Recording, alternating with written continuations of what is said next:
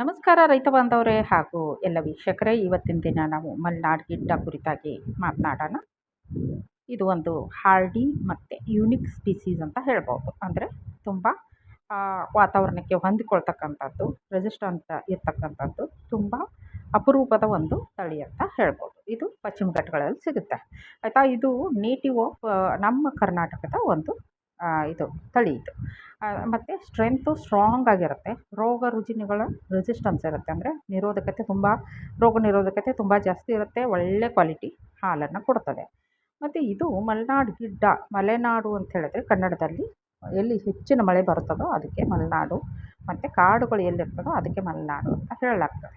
ಅಥವಾ ನಮ್ಮ western ghat portion ಏನು ಬರ್ತದೆ ಅದಕ್ಕೆ ಮಲೆನಾಡು ಅಂತ ಹೇಳಲಾಗ್ತದೆ. ಇಂಕ ಗಿಡ್ಡ ಅಂತ ಹೇಳಿದರೆ ಕನ್ನಡದಲ್ಲಿ ಎತ್ತರ ಕಡಿಮೆ ಇರೋದು ಅಥವಾ ಸಣ್ಣ ಅಂತ ಅರ್ಥ ಆಗ್ಬೋದು. ಈ ಒಂದು ಏನು ಕ್ಯಾಟಲ್ ಬ್ರೀಡ್ ಇದೆ, ಇದು ವೆಸ್ಟರ್ನ್ ಘಾಟ್ ಒರಿಜಿನೇಟ್ ಆಗಿರೋದು. ಎಲ್ಲೆಲ್ಲಿ ಸಿಗ್ತದೆ ಅಂತಕ್ಕಂಥದ್ದನ್ನು ಮುಂದೆ ನೋಡೋಣ. ಹೆಚ್ಚಾಗಿ ಇದು ಬರದೇ ಇಲ್ಲಿ ಮತ್ತು ಹೆವಿ ರೈನ್ಫಾಲ್ ಇರೋ ಅಂತ ಏರಿಯಾಗಳಲ್ಲಿ, ಅಂದರೆ ಗುಡ್ಡಗಾಡು ಮತ್ತು ಮಳೆ ಜಾಸ್ತಿ ಆಗ್ತಾಯಿದೆ ನೋಡಿ. ಅರೌಂಡು 2000ದಿಂದ 3000ವರೆಗೂ ಎಲ್ಲಿ ವರೆಗೂ ಎಲ್ಲಿ ಮಳೆ ಆಗ್ತದೋ ಅಲ್ಲಿ ಇದು ಕಂಡು ಬರ್ತದೆ. ಇನ್ನು ಒರಿಜಿನ್ನು ನಾನು ಹೇಳಿದೆ ವೆಸ್ಟರ್ನ್ ಘಾಟಲ್ಲಿ ಆಗಿರುತ್ತೆ.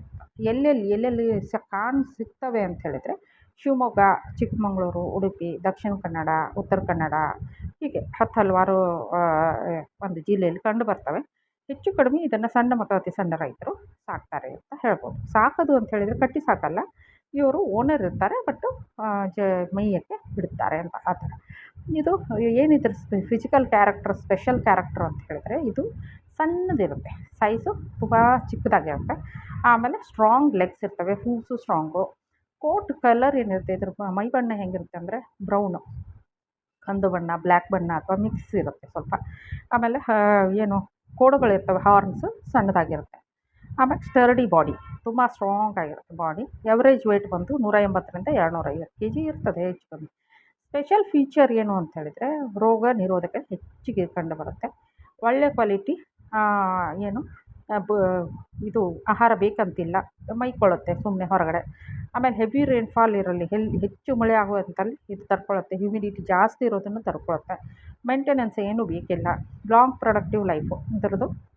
ತುಂಬ ದಿನ ಪ್ರೊಡಕ್ಟಿವ್ ಲೈಫ್ ತುಂಬ ಇರುತ್ತೆ, ಲಾಂಗ್ ಆಗಿರುತ್ತೆ ಅಂತಕ್ಕಂಥದ್ದು. ಮಿಲ್ಕ್ ಪ್ರೊಡಕ್ಷನ್ ಬಗ್ಗೆ ಹೇಳೋದಾದರೆ 3ರಿಂದ 5 ಲೀಟ್ರ್ ಪರ್ ಡೇ ಕೊಡುತ್ತೆ ಇದು ಆ್ಯಾವ್ರೇಜ್. 5ರ ಮೇಲೂ ಕೆಲವೊಂದು ಕೊಡ್ತವೆ. ಆಮೇಲೆ ಇದು ಪ್ರೋಟೀನಿಂದ ರಿಚ್ ಆಗಿರುತ್ತೆ. ಆಮೇಲೆ ಮೆಡಿಸಿನಲ್ ವ್ಯಾಲ್ಯೂ, ಇದರ ಹಾಲಿಗೆ ತುಂಬ ದೇಸಿ ಹಸುವಿನ ಹಾಲು ತುಂಬ ಟ್ರೆಡಿಷ್ನಲಿ ತುಂಬ ಎಲ್ಲ ಪೂಜೆ ಪುನಸ್ಕಾರ ಎಲ್ಲದರಲ್ಲೂ ಮೆಡಿಸಿನಲ್ ವ್ಯಾಲ್ಯೂ ಎಲ್ಲದರಲ್ಲೂ ಇದನ್ನು ಬಳಸಲಾಗ್ತದೆ. ಎಸ್ಪೆಷಲಿ ಇದ್ರ ತುಪ್ಪ, ಬೆಣ್ಣೆ ಮತ್ತು ಸಗಣಿ, ಗಂಜಲು ಎಲ್ಲವನ್ನು ಕೂಡ ಬಳಸಲಾಗ್ತದೆ. ಇನ್ನು ಎಕನಾಮಿಕ್ ಇಂಪಾರ್ಟೆನ್ಸ್ ಹೇಳಿದರೆ ಇದರದ್ದು ಖರ್ಚು ಕಡಿಮೆನಾ, ಸಾಕೋ ಖರ್ಚು ಕಡಿಮೆ. ಯಾಕೆ ಹೇಳಿ, ಫೀಡಿಂಗ್ ಕಾಸ್ಟೇ ಇಲ್ಲ. ಇದನ್ನು ರೋಡ್ ಸೈಡ್ ಬಿಟ್ಟಿರ್ತಾರೆ, ಅದು ಜಂಗಲ್ಗಳಲ್ಲಿ ಮೇಯ್ಕೊಂಡು ಬರ್ತಾ ಇರುತ್ತೆ.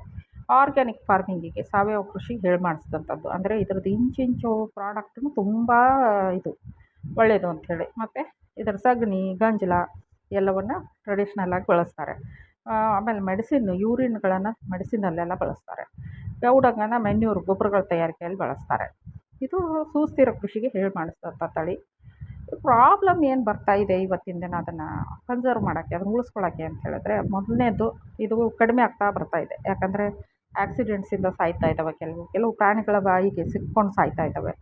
ಇನ್ನು ಜನರಲಾಗಿ ಹೇಳಬೇಕು ಅಂದರೆ ರೈತರು ಕ್ರಾಸ್ ಬ್ರೀಡ್ ಮಾಡ್ತಾ ಇದ್ದಾರೆ. ಅದರ ಜೊತೆಗೆ ಎತ್ತೆತ್ತರ ತಳಿಗಳನ್ನು ಕ್ರಾಸ್ ಬ್ರೀಡ್ ಮಾಡಿದರೆ ಇದರದ್ದು ಪೇರೆಂಟಲ್ಲು ಜೆನೆಟಿಕ್ ಮೇಕಪ್ ಏನಿದೆ ಅದು ಹೊರಟೋಗ್ಬಿಡುತ್ತೆ. ಅಂದರೆ ಇದು ತುಂಬ ರೋಗ ನಿರೋಧಕ ಶಕ್ತಿಯನ್ನು ಹೊಂದಿರ್ತದಲ್ಲ, ಅದು ಹೊರಟೋಗ್ಬಿಡ್ತದೆ.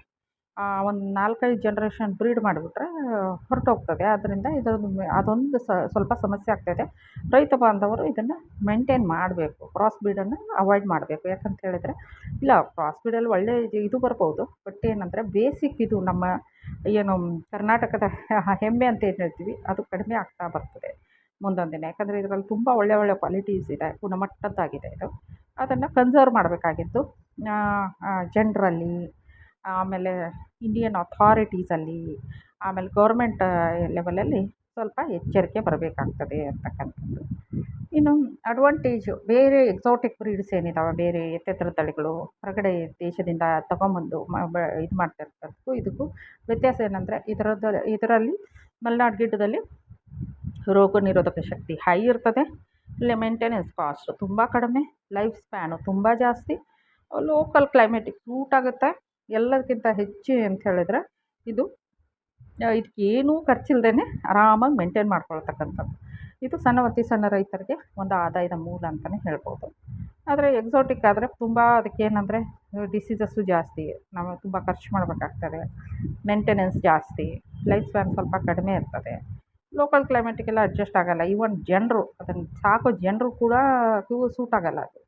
ಅದು ಎಲ್ಲಿರ್ತದೋ ಅಲ್ಲಿ ಜನರನ್ನೇ ಕರ್ಕೊಂಡು ಬರಬೇಕಾಗ್ತದೆ ಅಂತಕ್ಕಂಥದ್ದು ವಿಪರ್ಯಾಸ. ಇನ್ನು ಕನ್ಕ್ಲೂಷನಲ್ಲಿ ಹೇಳೋದು ಅಂತ ಹೇಳಿದ್ರೆ, ಮಲ್ನಾಡ್ ಗಿಡ್ಡ ವ್ಯಾಲ್ಯೂಯಬಲ್, ನಮ್ಮ ದೇಶದ ಅತ್ಯಮೂಲ್ಯವಾದ ನೇಟಿವ್ ಬ್ರೀಡು. ಅದರ ಬೆಲೆನ ನಾವು ಮೊದಲು ತಿಳ್ಕೊಂಡಾದ್ಮೇಲೆ ಉಳ್ಸೋಕ್ಕೆ ಪ್ರಯತ್ನ ಮಾಡಬೇಕು. ಆಮೇಲೆ ಎಷ್ಟು ಸಾಧ್ಯವೋ ಅಷ್ಟು ಗೈಡ್ಲೈನ್ಸಲ್ಲೂ ಕೂಡ ಅದು ಬರಬೇಕು ಅಂತಕ್ಕಂಥದ್ದು. ಆಮೇಲೆ ಆರ್ಗ್ಯಾನಿಕ್ ಫಾರ್ಮಿಂಗ್, ಸಸ್ಟೈನಬಲ್ ಕೃಷಿಗೆ ಇದು ಬೇಕೇ ಬೇಕು. ಅದನ್ನು ಬಳಸ್ಕೊಳ್ಬೇಕು, ನಾವು ಬಳಸ್ಕೊಂಡು ಪ್ರಚಾರವನ್ನು ಕೊಡಬೇಕು. ನಮ್ಮ ಪರಂಪರೆಯನ್ನು ಉಳಿಸ್ಕೋಬೇಕು. ಅದರ ಕುರಿತಾಗಿ ಜನರಲ್ಲಿ ಜಾಗೃತಿಯನ್ನು ಮೂಡಿಸ್ಬೇಕಾಗತ್ತೆ. ಇದನ್ನು ಪ್ರಮೋಷನ್ನು ತುಂಬ ನೆಸಸರಿ ಮಾಡ್ಕೋಬೇಕು. ಇದು ನಮ್ಮ ಕರ್ನಾಟಕದ ಒಂದು ಪ್ರೈಡ್, ಹೆಮ್ಮೆ. ಜೀವ ವೈವಿಧ್ಯತೆಯ ಕರ್ನಾಟಕದ ಹೆಮ್ಮೆಯಲ್ಲಿ ಮೊದಲನೇ ಸ್ಥಾನ ಪಡ್ಕೊಳ್ಳೋದೇ ಮಲೆನಾಡು ಗಿಡ್ಡ ಅಂತ ಹೇಳ್ಬೋದು, ಅಥವಾ ಅವುಗಳಲ್ಲಿ ಒಂದು ಅಂತ ಹೇಳ್ಬೋದು. ಇಷ್ಟು ಹೇಳ್ತಾ ನಾನು ಮಲೆನಾಡು ಗಿಡ್ಡ ಕುರಿತಾಗಿ ಮುಕ್ತಾಯಗೊಳಿಸ್ತೇನೆ. ಇವತ್ತಿನ ಟ್ಯಾಗ್ಲೈನ್ ಬಂದು, ಎಷ್ಟು ಖುಷಿಯಾಗಿರ್ತೀವೋ ಅಷ್ಟು ಜೀವನ ದೊಡ್ಡದಾಗತ್ತೆ, ಅಷ್ಟು ಸ್ನೇಹಿತರಾಗ್ತಾರೆ, ಅಷ್ಟು ಸಂಬಂಧಗಳು ಸದೃಢಗೊಳ್ತವೆ. ಆದ್ದರಿಂದ ಖುಷಿಯಾಗಿರಿ, ನಗ್ನಗ್ತಾ ಇರಿ ಅಂತ ಹೇಳ್ತಾ, ಸರ್ವೇ ಜನ ಸುಖಿನೋ ಭವಂತು.